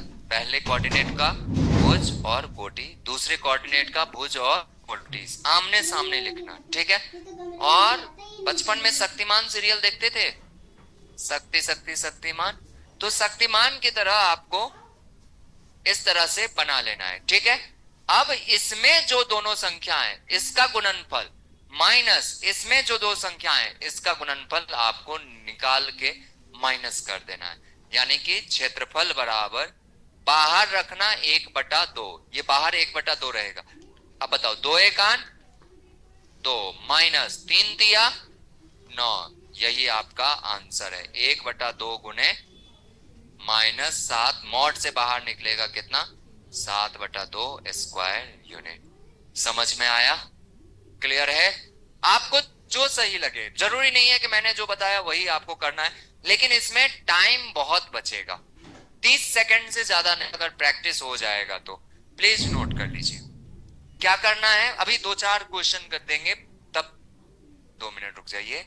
2 1 8 2, मतलब इसका कल के डेट में मेरे भाई, 1 मिनट रुक जाओ, कल के डेट में ये माइनस होता तो कितना, 2 × -1 -2, ठीक है। कल के डेट में ये माइनस होता, 3 × -3 कितना होता, -9। गुना विद साइन करना, गुना क्या करना, विद साइन, चिन्ह के साथ गुना करना। ऐसा नहीं कि सिर्फ मैग्नीट्यूड को गुना किए और साइन को भूल गए, जो रहे उसको गुना करना, इधर भी जो रहे उसको गुना करना, दोनों को घटा देना, बस इतना करना है। चलो जल्दी से नोट कर लो।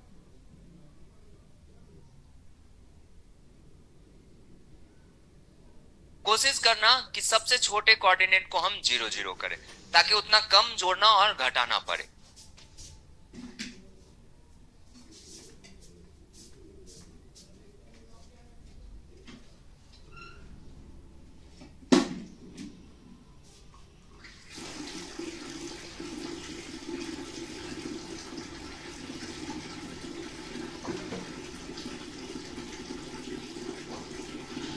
आईआईटी में इससे बहुत क्वेश्चन पूछे जाते हैं, मतलब जिस जहां पे ये इसका यूज किया जाता है।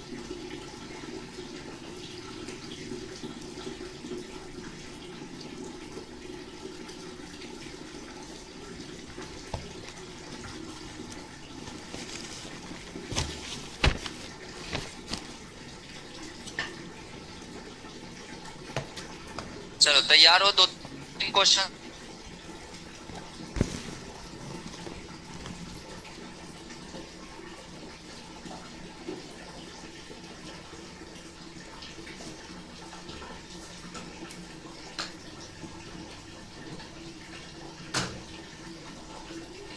पहला,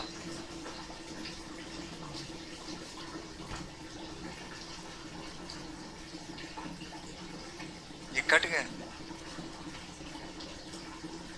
कोई बात नहीं।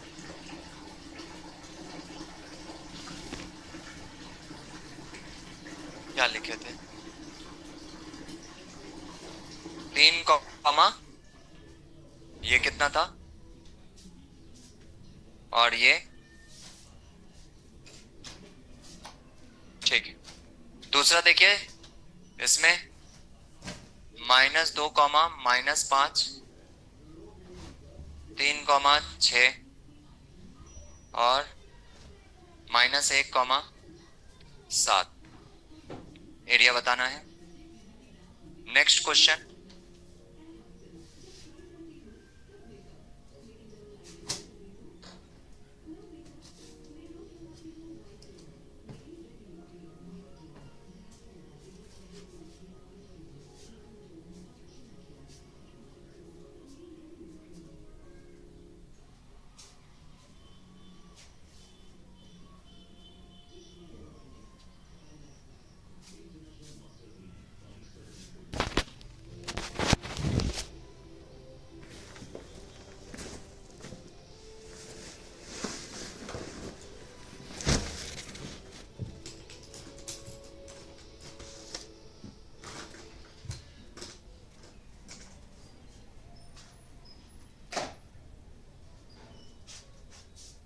ठीक है, ये दिया गया। अब की बारी एरिया नहीं पूछ रहा है, ये परपेंडिकुलर डिस्टेंस h पूछ रहा है। 3 क्वेश्चन आपके सामने, बनाइए।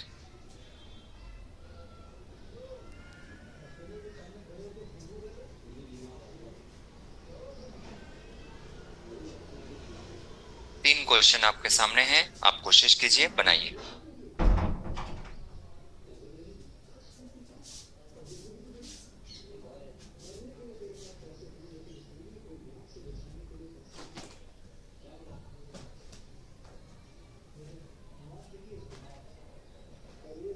सोचिए कैसे होगा।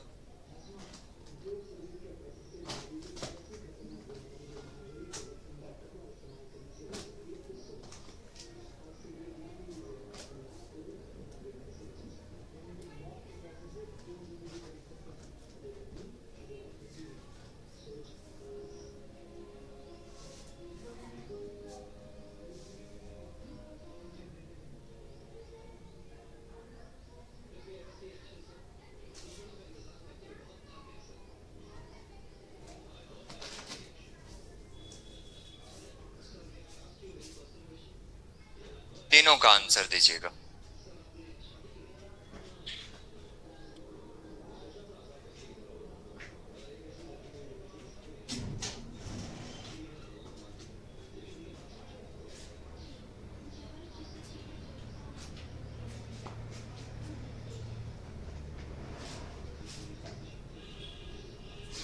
क्या क्या नहीं समझ में आ रहा?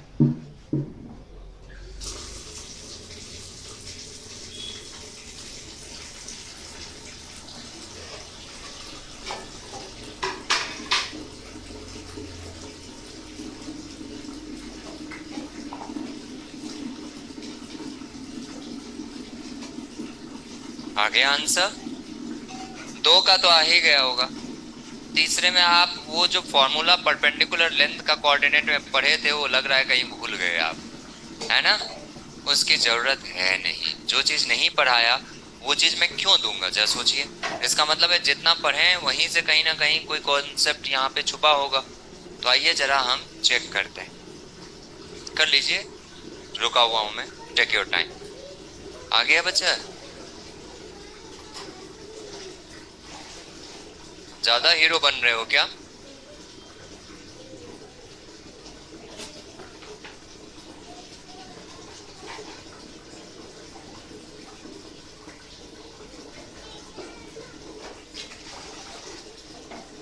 तुम्हें स्टूडेंट होने का मर्यादा नहीं है, इसका मतलब ये थोड़ी ना टीचर होने का मेरा मेरा मर्यादा नहीं है। एक मर्यादा होता है स्टूडेंट और टीचर के बीच में, उसको जितना मेंटेन किया जाए और उस रिलेशन को जितना समझा जाए उतना बेहतर है।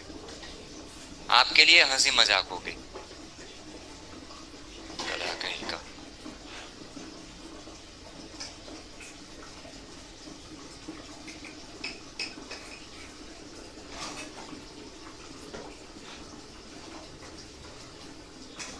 चलिए पहले क्वेश्चन की तरफ आगे बढ़े। देखिए सबसे पहले आपको किसको, जिसकी इच्छा हो कर लीजिए, सब एक ही बराबर है यार। 3 7 5 11 एक ही जैसा है। मैंने कहा इसी को कर लेते हैं। क्या कर लेते हैं? 0 0।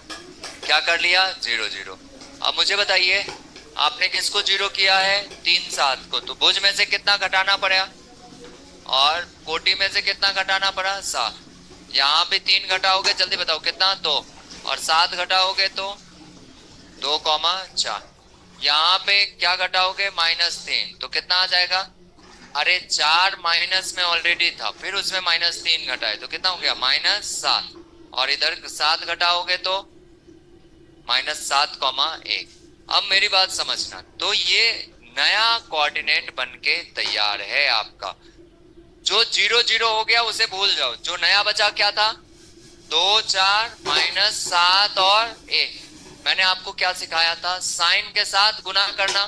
एरिया 1/2 बाहर रहेगा, 2 एक 8 और माइनस इंटू 7 7 चौक 28। लेकिन कैसे? माइनस में।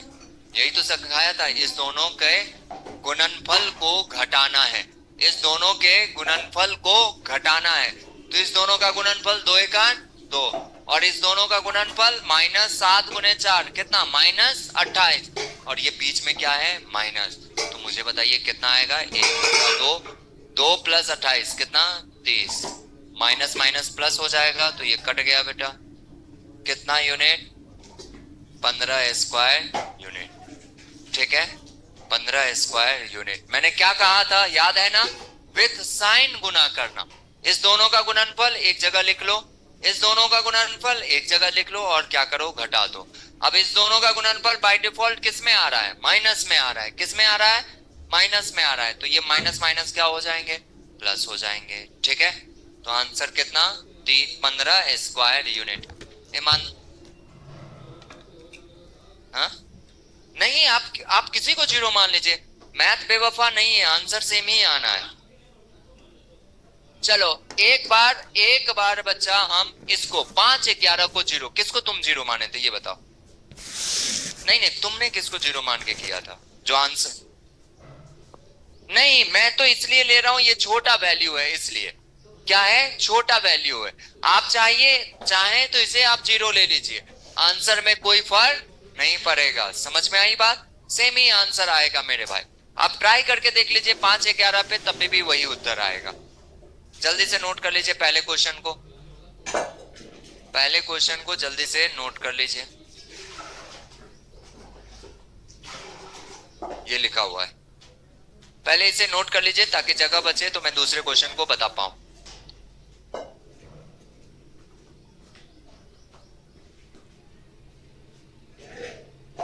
दोनों के गुणनफल का क्या अंतर? दोनों के गुणनफल का अंतर। तो दोनों का गुणनफल 2 एक 8 2, -7 गुने 4 कितना? -28। इसका अंतर।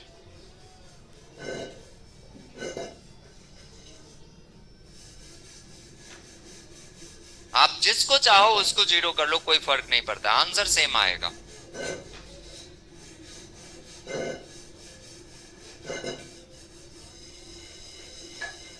एक बार बस लिख लीजिए ताकि हम जगह खाली हो तो दूसरे प्रश्न को बता पाए। लिख चुके हो?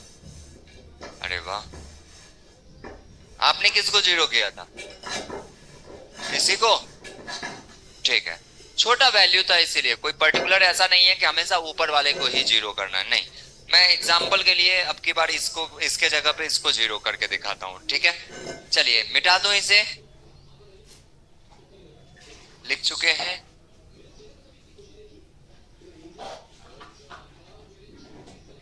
आइए दूसरा ये भी लिख चुके हैं। देखिएगा अगला पॉइंट ये कह रहा है कि यहां पे क्या था, 3 6, क्या था?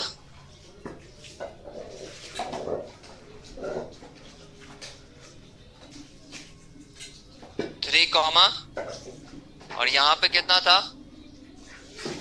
-1 कॉमा 7। तो छोटा कौन सा वैल्यू दिख रहा है? एक साथ कोई छोटा नहीं है, ये बड़ा नंबर है। एवरेज देखो तो 5 और 2 दिखेगा, ठीक है? नहीं, अब की बार मैं उसको नहीं करूंगा, इसी को जीरो करके दिखाता हूँ। -3 -6, जल्दी बताइए। 0 और 0, -3, तो ये कितना आएगा? -4, और इसमें -6, तो -4, 1। अब यहाँ पे -1 में -3 जोड़ोगे तो 2 में -5, और इसमें कितना? -6, तो कितना आ जाएगा? -11। जो भी वैल्यू आया है 0 0 के बाद, जो भी नई वैल्यू आपके पास मिला है उसको लिख लीजिए। क्या आया? -4, 1। यहाँ पे क्या आया? -2, सॉरी माफ कीजिए, -5, -11। अब गुना करो, ये कितना आएगा? 11 चौक, लेकिन प्लस में ये कितना आएगा? 5 या -5? -5 गुने 1 है तो कितना आएगा? -5। घटाना है, बाहर कितना? 1/2। बताओ क्या आंसर आ गया? 1/2, 44 और 5 49/2। तो आप डायरेक्ट लिख सकते हैं 49/2 स्क्वायर यूनिट, ठीक है? 49/2 स्क्वायर यूनिट। आप किसी को भी 0 0 कर सकते हैं, किसी को भी ओरिजिन मान सकते हैं, कोई फर्क नहीं पड़ेगा।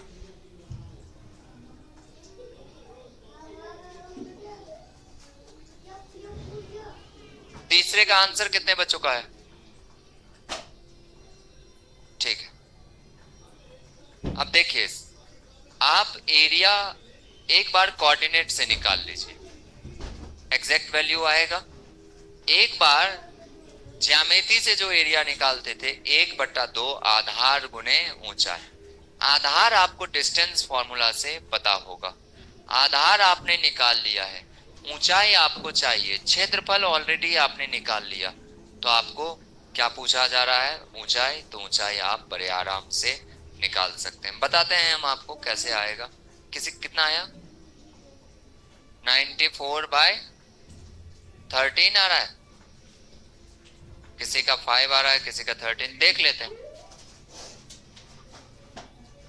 13 ही आएगा क्योंकि इसका बेस कितना है? 13। इसका बेस कितना है? 13। उसी हिसाब से दिए ही थे, 5 12 13, इसीलिए इधर पहले लिखा, इधर पहले लिखा, ताकि आपको आसानी हो जाए।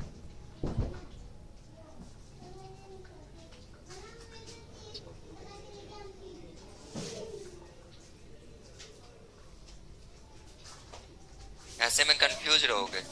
हमेशा याद रखना है, एक साइड की चीजें एक साथ लिखना। -4 और 1, और यहाँ पे बच्चा क्या है? -5 और -11, ताकि क्या है? गुना करने में आसान है। आप जो ऐसे ऐसे फिल करोगे फिर दिक्कत हो जाएगा। मैंने क्या कहा? यहाँ पे क्या नया आया? -5, -11, और यहाँ पे क्या है? -4, 1। अब गुना करने में आपको दिक्कत नहीं है, कहीं किसी को कर दीजिए, एक ही बात आएगा। कहीं से भी ऐसा नहीं है कि इसको पहले लिखना है इसको बाद में रखना है। ये लिख लिए हो, ये वाला एग्जाम्पल दूसरा बोलिए एक बार। ठीक है,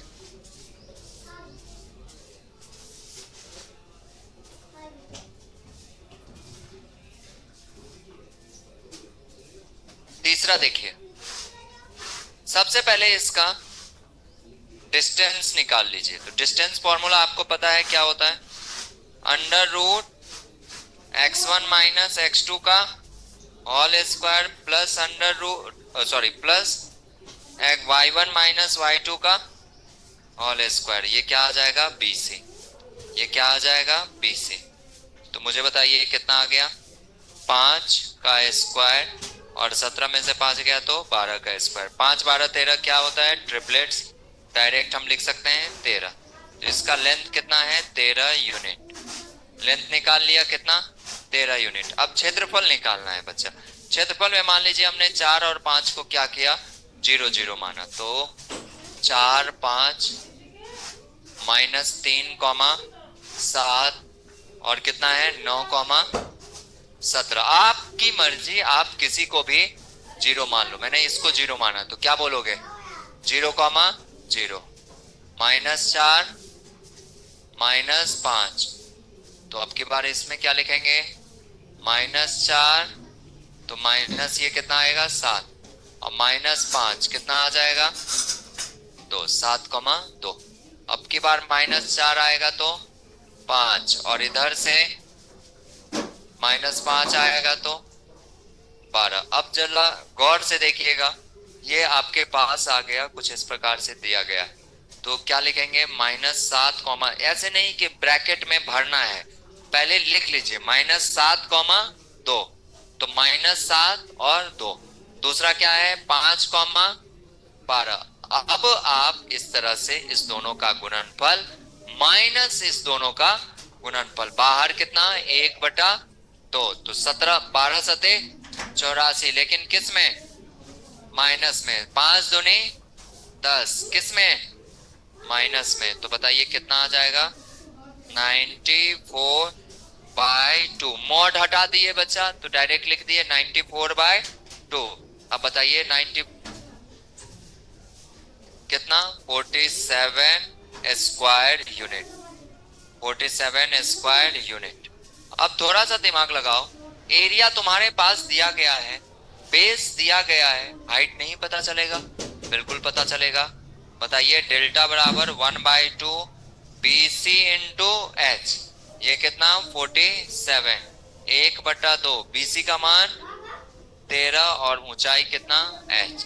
अब बताइए 47 दूनी 94/13 यूनिट, यूनिट बराबर क्या आ जाएगा h आ जाएगा। और यही आपका क्या है आंसर है। प्लीज नोट कर लीजिए, प्लीज नोट कर लीजिए।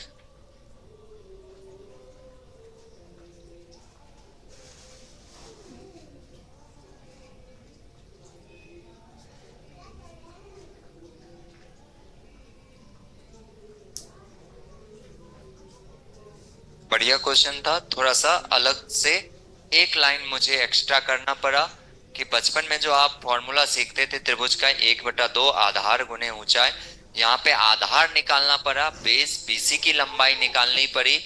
और ये लंबाई किस फॉर्मूले से डिस्टेंस फॉर्मूला से, किस फॉर्मूले से डिस्टेंस फॉर्मूला से।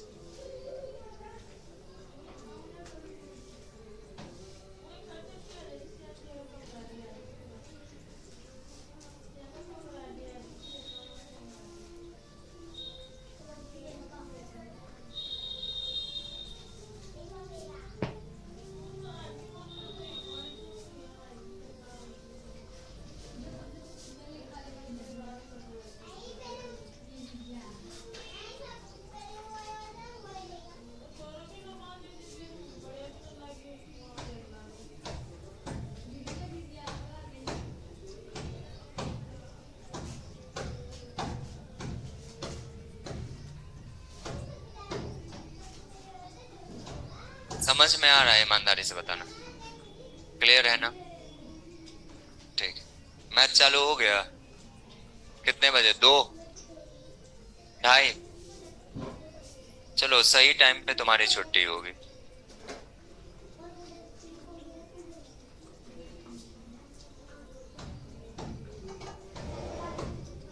चलिए आगे बढ़ते हैं। एक बार लिख लीजिएगा सारे बच्चे। त्रिभुज का क्षेत्रफल 1/2 आधार गुणे ऊंचाई। इसमें दो कॉन्सेप्ट ऐसे और बनते हैं जो डायरेक्ट क्वेश्चन देते हैं, और उसमें अगर कोई बच्चा फॉर्मूला से, अच्छा जो ये नहीं पढ़ा है, ये तरीका नहीं पढ़ा है, विश्वास मानिए वो बच्चा जब फॉर्मूले से उस क्वेश्चन को करेगा तो जरूर उसका 1 मिनट लगेगा उस क्वेश्चन को करने में। लेकिन वही फॉर्मूला 1/2 x1 × y2 माइनस,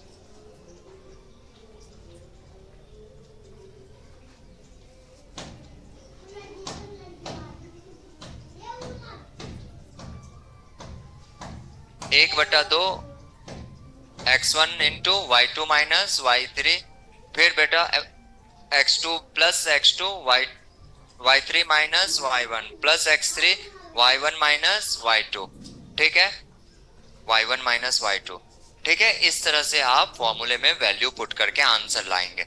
लेकिन अगर ये तरीका आपको आता है, जो आगे कॉन्सेप्ट, दो कॉन्सेप्ट बनेंगे इसमें, ये दोनों तरीका अगर आपको आता है, विश्वास मानिए बच्चा आप इतने आसानी से, इतने अच्छे तरीके से बिना कलम उठाए आंसर दे सकते हैं। देखिएगा दोनों कॉन्सेप्ट। लेकिन उसके लिए एक बार आप ये नोट कर ले,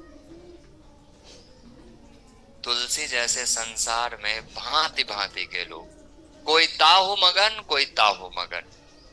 ये समझ में आता है?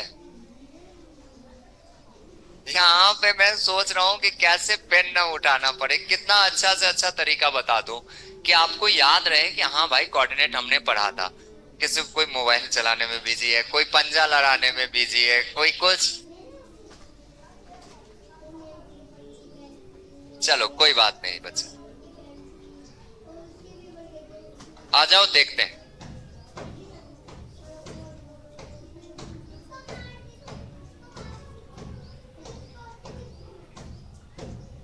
देखिएगा, अगर कभी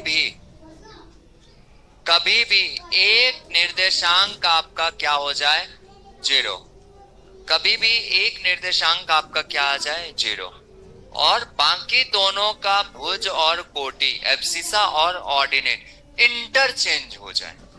क्या हो जाए?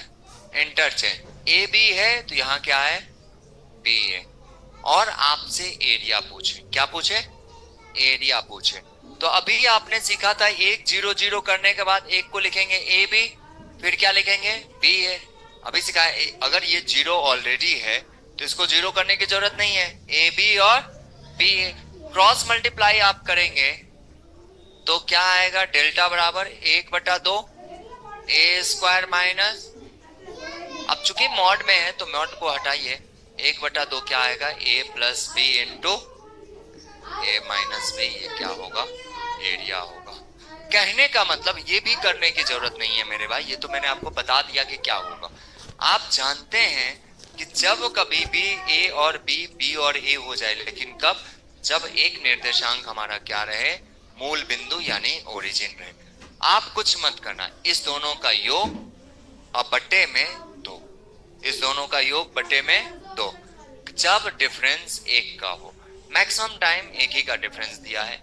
जब डिफरेंस 1 का ना हो, 2 का हो, 3 का हो, तो आपको इस दोनों को घटा भी देना है। ठीक है, अब एग्जाम्पल के लिए मैंने एक एग्जाम्पल लिखा, अगर इसमें पेन उठाना पड़े तो बेकार है पढ़ना पढ़ाना।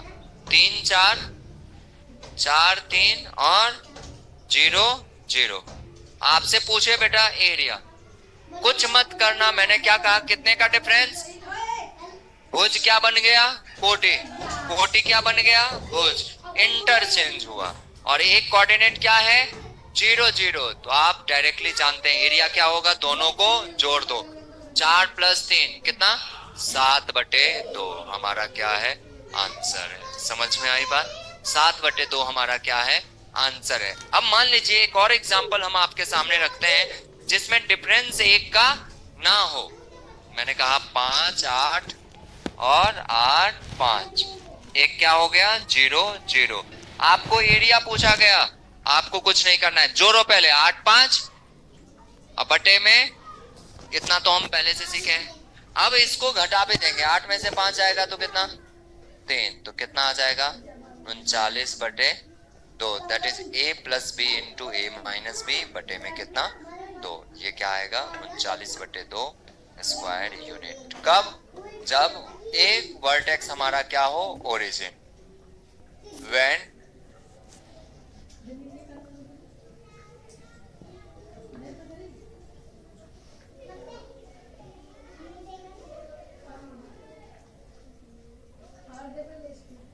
जब एक शीर्ष हमारा क्या हो, मूल बिंदु। क्या करना, भुज और कोटि क्या है, इंटरचेंज कर रहा हो। x यहाँ पे 3 है, y वहां 3 हो गया, y यहाँ 4 है, x यहाँ 4 हो गया। तब दोनों को जोड़ना बटे में 2, जब डिफरेंस 1 का हो, डिफरेंस 1 से ज्यादा का हो, तो जितना से घटा रहे हैं, जितना दोनों का अंतर है उसको भी क्या कर देना, गुना कर देना। यानी a plus B into A minus B बटे में 2। डायरेक्ट कर लोगे, समझ में आया, ठीक है।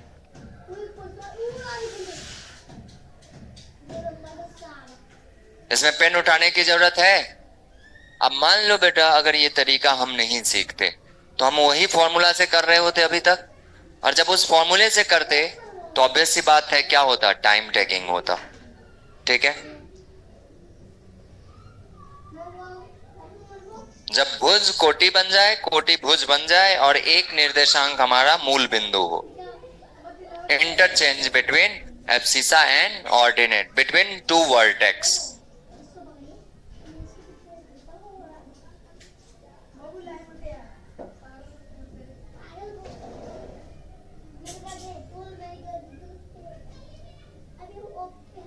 समझ में आया, क्लियर है,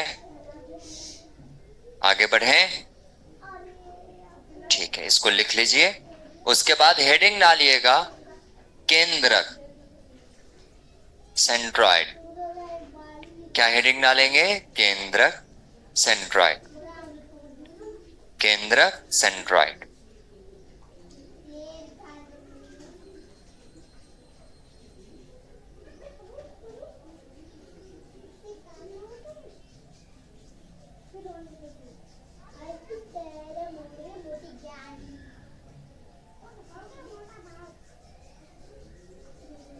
हो गया, मैं उम्मीद करूं कि लिख लिए होंगे। ठीक है, बेसिक यही है, दोनों का योग, दोनों का अंतर बटे में 2।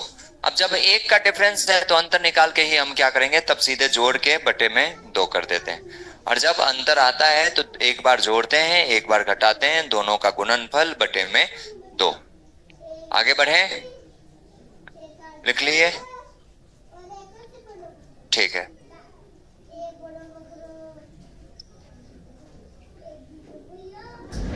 केंद्रक ज्योमेट्री पढ़ चुके हो ना, केंद्रक किसे कहते हैं, व्हाट इज सेंट्रॉइड? एक एक करके कोई एक बच्चा बता दो। माध्यिकाएं, very good, intersecting point of all 3 medians.